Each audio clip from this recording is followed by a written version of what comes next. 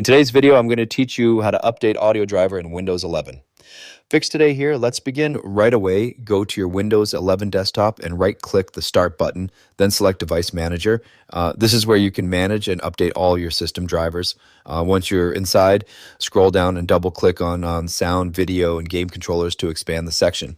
Now, locate your main audio device. This is usually something like Realtek Audio or High Definition Audio device. Right-click on it and choose Update Driver. When the update window appears, click on Search Automatically for Drivers. Windows will now check for any available updates and install them if found. If nothing gets updated, don't worry, just continue with the next method. You may see an option that redirects you to Settings.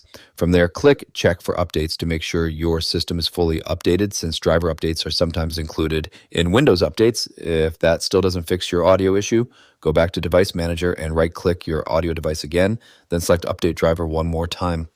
This time, choose Browse My Computer for drivers, then click on Let me pick from a list of available drivers on my computer. You'll now see a list of compatible drivers. Select High Definition Audio Device and click Next.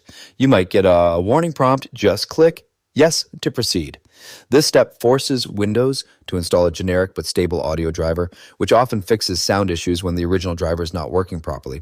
After the installation is complete, restart your computer to apply the changes. Once your system boots back up, test your audio to see if everything is working correctly. And that's it for this tutorial. If you have any questions or suggestions, feel free to leave a comment down below. If you'd like to see more videos like this, the subscribe button is free and helps support the channel so I can keep making helpful tutorials for you. I'll see you in the next video.